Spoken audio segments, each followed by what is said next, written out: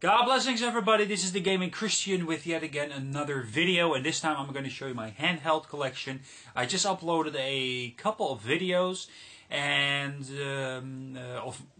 showing my collection. I really want to apologize for talking way too much in those videos, for giving you a long story. This time I will try to get through to it fast, but I don't have many handheld games, as I can see now here. But, I will show you them anyway, and I will try not to talk much. I'm very sorry. I do intend to drag on about the games. Every game I have a story, and a lot of people might find that boring. So, I'm very sorry about that. So let's get it started. You see? I talk already way too much. That's just my problem. First I'm going to show you my Nintendo DS. I have like a whole bunch of handhelds. I have games for the Supervision, the original Game Boy, the Game Boy Color, the Game Boy Advance, the gamegear, PSP, and Nintendo DS. Those are the games that I have gamed. Those are the handhelds I have gamed for, and those are actually all the handhelds I have. So I'm going to show you guys those games. First up, I'm going to show you my Nintendo DS collection. I have Drawn to Life. It's a fun little platform game. I enjoyed myself. You can actually create your own character, but I've already showed you some gameplay of that video game. Next up is a game I will never do gameplay for or do a review. It's Dr. Kawashima's Brain Training. I really think this is a technically good game. Personally, I don't like it so much, and a lot of people might say like, whoa, a technically good game, get out of here. Well, I do understand you think like that, but trust me, this is a very good Nintendo DS game. It's simple, it's a great funny little game with all the elements that come with it. Next up is a personal Nintendo DS favorite of mine. I haven't uploaded anything of this yet. It is Elite Beat Agents. This is one of the best Nintendo DS games ever created, even though there are a lot of good Nintendo DS games. This is one of the better ones because it worked with the stylus that comes with the Nintendo DS, the whole gameplay. It's a rhythm action game, and it works fantastic. It is challenging, it looks great, it's funny, it has just fantastic gameplay, and it makes no sense, but that's just the charm of the game. That's why I love it. Next up is another big classic. I've already uploaded some video footage for it. It's Grand Theft Auto Chinatown Wars, another controversial game. I've already played a little bit of this, and it's kind of fun. This is a GTA that's that has the camera from above. It goes down. It's not really fully up. Not like in the first one. In the first one, the camera is right on your head, so you actually see what's above you. The camera is above you directly. But in this game, the camera is more like from the upper side. I don't know how I say it in English. Sorry about that, people. But Grand Theft Auto Chinatown Wars is a technically great game. Another controversial game you might have, questions for, like, why do you play this as a Christian? I'm going to make a video, like I said in other videos. I'm sorry, I don't want to repeat myself, but I'm going to make a different kind of video where I tell you why I think it is okay for Christians to play certain video games. But we'll see that in the future, what I think about that. Another game I've already uploaded some gameplay footage for. It's Metroid Prime Hunters, a very excellent first-person action-adventure for the Nintendo DS. This game works great, it plays great, and it even looks great. I've played it for a little bit, so I can't really give you a full review yet, but I will play it in the future. Maybe I will do a full playthrough of it, but a Nintendo DS game is a bit hard to do because you have to, the camera has to be on the screen, you have to hold, you can't really move too much with the controller because you are recording, and I most of the time get a little bit like, my arms are getting really tired and stuff like that. Next up is another great Nintendo DS game. This is Professor Layton and the Curious Village. I didn't get the other ones because they are still way too expensive. It's like the Mario syndrome. I mean, Mario games for the Nintendo DS or Wii or whatever, they always stay expensive. Take Mario Kart, for example. One of the first Nintendo DS games is still €35. It's unbelievable. It's actually like stealing because the game is so old. But, you know, it's Mario, so people don't want to make it too cheap because, you know, it's Mario, people will buy it anyway. But this is Professor Layton and the Curious Village. Another great game. It looks great, it plays great, and it's perfectly done with the stylus.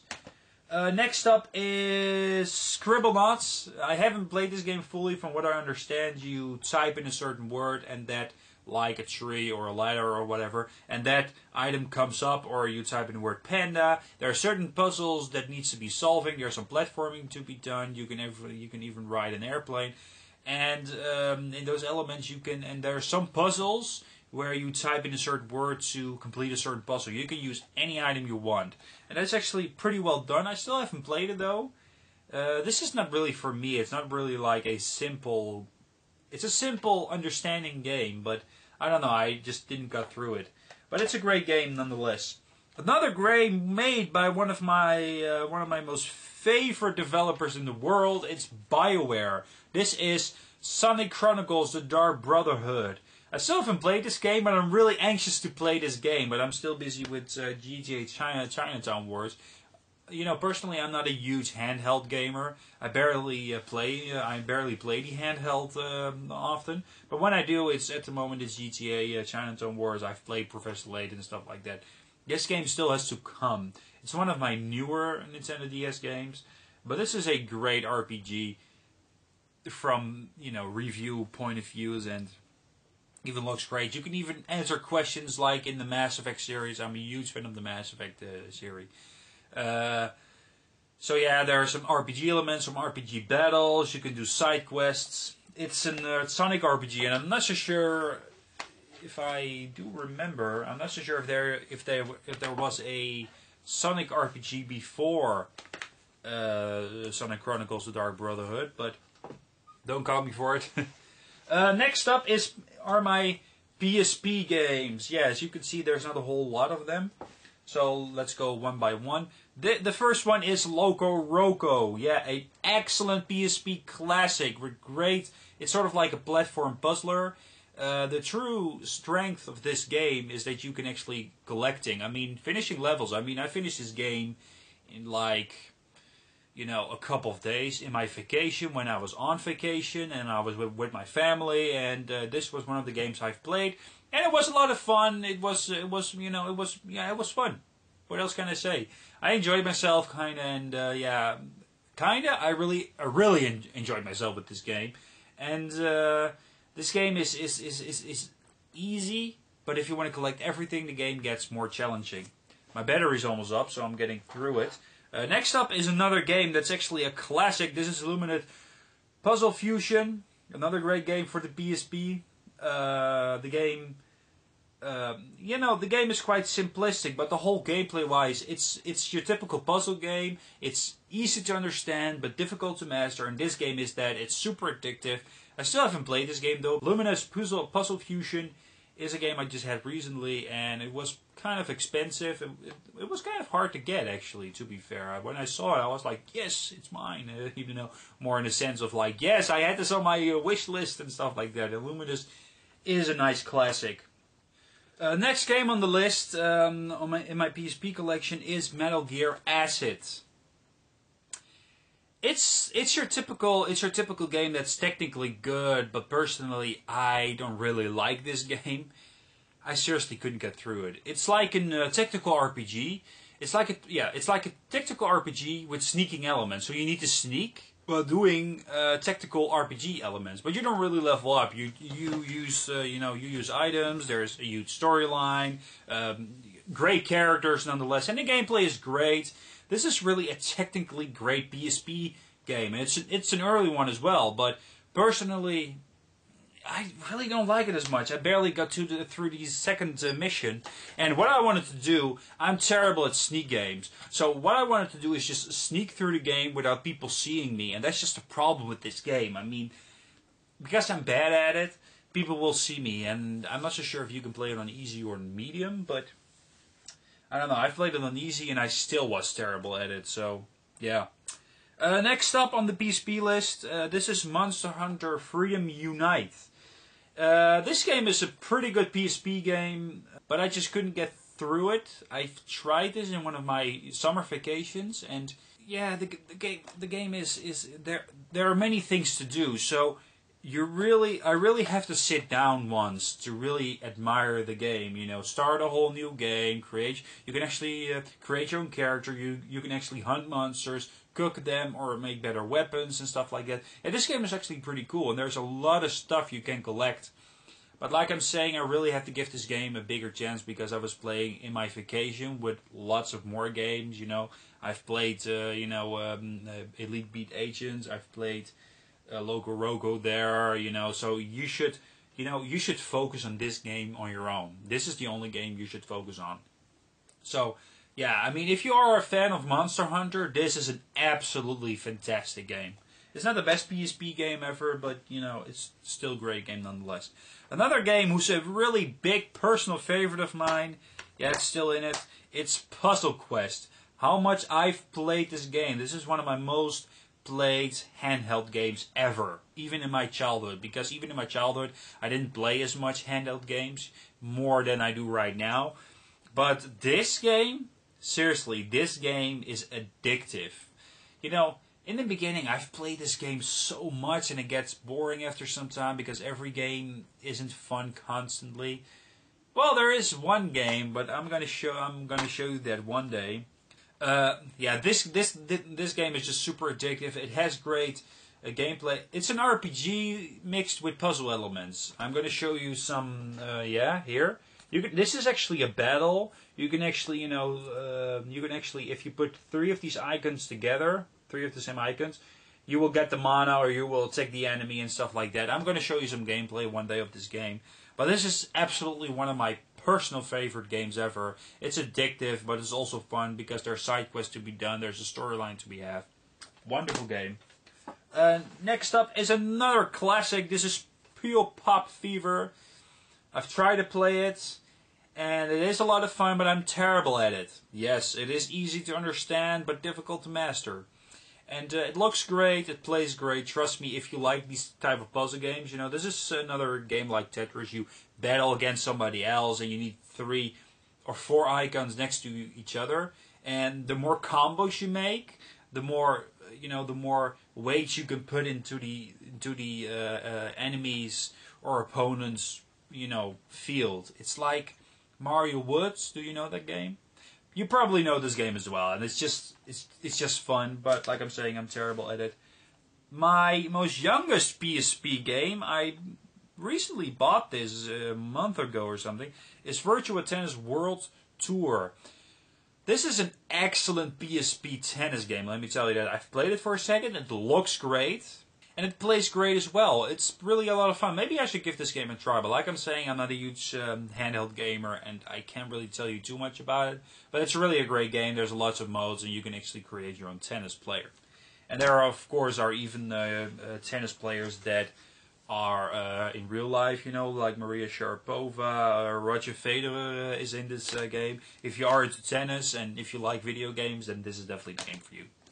Okay, next up are my Game Boy Advance games. I'm going to show you, before I'm going to show you my my boxed Game Boy Advance games.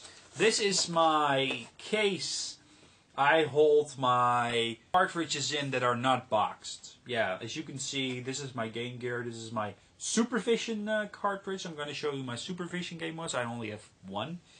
It's I'm going to show you that handheld one day in one video, when I'm going to show you all my consoles. Here are the up here are the Game Boy Advance games, here and here. Of course, I also have them boxed. Those were only 3, as you can see. I don't have too many, but I just wanted to show you the case I hold my loose cartridges in.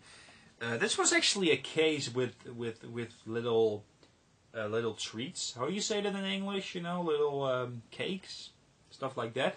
And I washed it down, and I put my cartridges in, and now I have a display type of thing. It's pretty cool, I used it. I was pretty glad that I had this. I'm gonna open it up. It might take some while. Let's try to open it up. Oh yeah, it's pretty easy to open it up, people.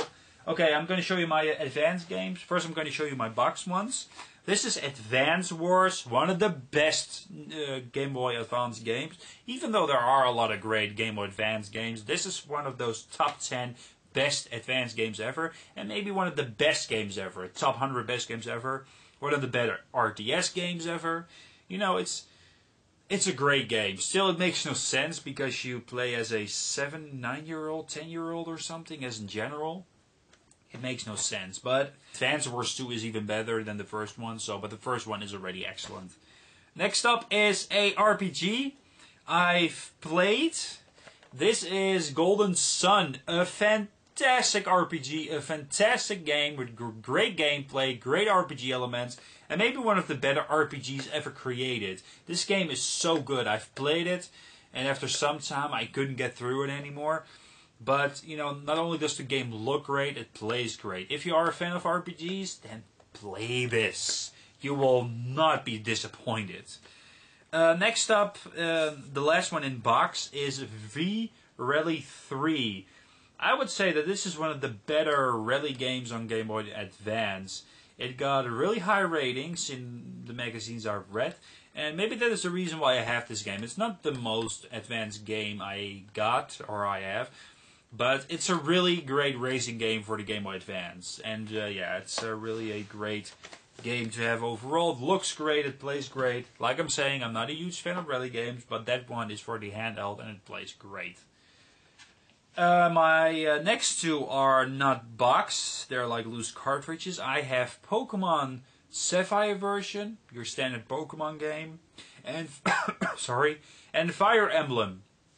Fire Emblem is a really great tactical RPG. Like I'm saying, I'm a huge fan of tactical RPGs, and Fire Emblem has this great thing going on where if somebody dies in battle, they are out of it. They will not be revived. It's over. And when the leading character dies, the game is over. Of course, you don't have to start from the beginning, but you know, you save before every battle. You can't. I don't think you can save in battle, but you know, between battles you can actually save. And Fire Emblem is like that. I mean, there are great characters with their own personalities, great gameplay. You can actually train your characters and stuff like that. This is really awesome. If you like tactical RPGs, that is.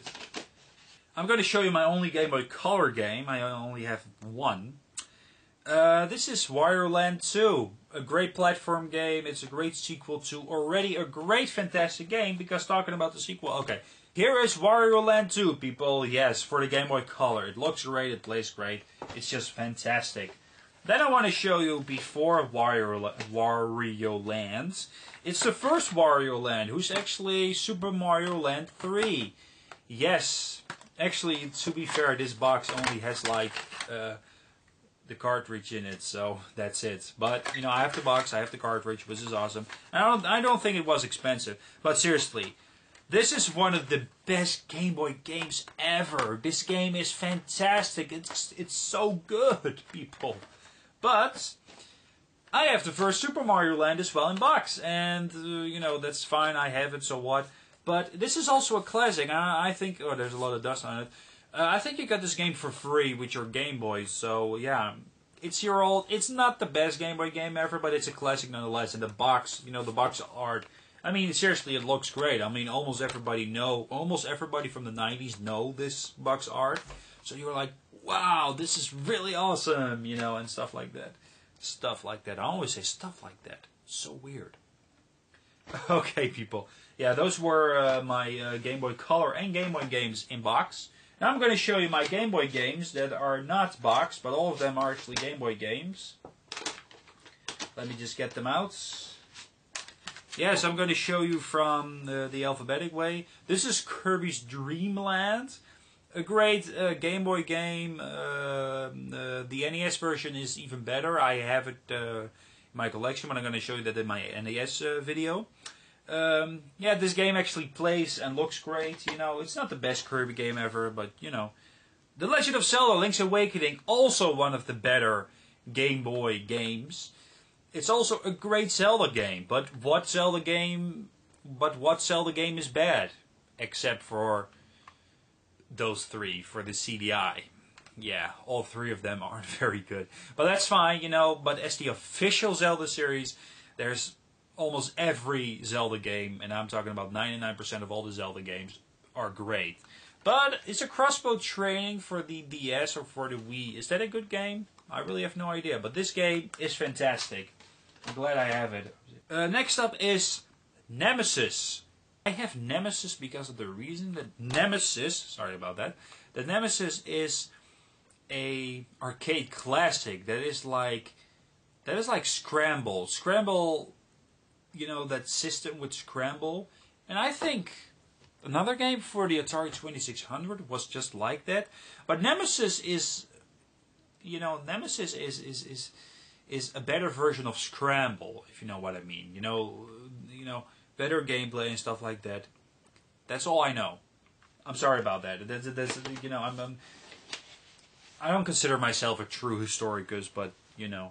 Here I have our two great classic, Pokemon Blue and Pokemon Yellow. I can't really prove that this is Pokemon Blue because there is no sticker anymore, but I've checked it out. It is Pokemon Blue. You just have to take my word for it. Yeah, and Pokemon Yellow. And the great thing about Yellow is that this time it had the voice of Pikachu. Pikachu will follow you because in Blue you are walking alone, and in Pokemon Yellow Pikachu follows you, and he even has voices. I mean, when he does a special attack, he makes a voice. When he loses a battle, he makes a voice. When you start up the game, you hear Pikachu go like a Pikachu. So yeah, it's actually a lot of fun. Maybe it is a cheap cash-in, you know, like I'm saying. But overall, it's pretty cool. Those are two pretty cool, Pokemon. What else can I say about Pokemon? Here is Super Mario Land 2, 6 golden coins. This was a huge improvement over Part 1. This was actually great, and even the cover looks great, although I don't have the original box. I do have the original cartridge for it. Now this is another great game for the Game Boy. Now for the last two, yeah, we're finally done. First I have for the Supervision. The Supervision was a Game Boy type handheld. I don't really remember when the Supervision came out. It's not a bad handheld. It's just, it looks too much like the Game Boy. And I don't know which timeline the Supervision came out. I think it came out at the exact same time of the Game Boy. So I don't know. But the only Supervision game I have is Tennis Pro 92. It's a terrible game, but that's okay as long as I have one game for every system. So I can at least play it. And I've only played it once, and I was like, oh my gosh, this is not very good. You know, but, you know, whatever. And the next game, the last game I can show you in my handheld collection is Lion King for the Game Gear. Yes. Of course, when I bought I got the Game Gear from a friend for my birthday. I was really happy about it. And the Lion King... the day after that, I went to a convention where they sell retro stuff, and I always buy my retro games there at that convention. And I bought Lion King there, and it is, I'm not so sure if it's truly one of the best Game Gear games, but it is a very solid Game Gear game, and at least I have a Game Gear game. So, yeah, that's actually pretty cool. Okay, these were my handheld games. Thank you so much for watching. See you guys next time. I hope I didn't talk too much this time. I probably did. Sorry about that. I'm truly sorry. I really want to thank you guys. I'll see you guys next time with some more videos about my collection. Goodbye, everybody.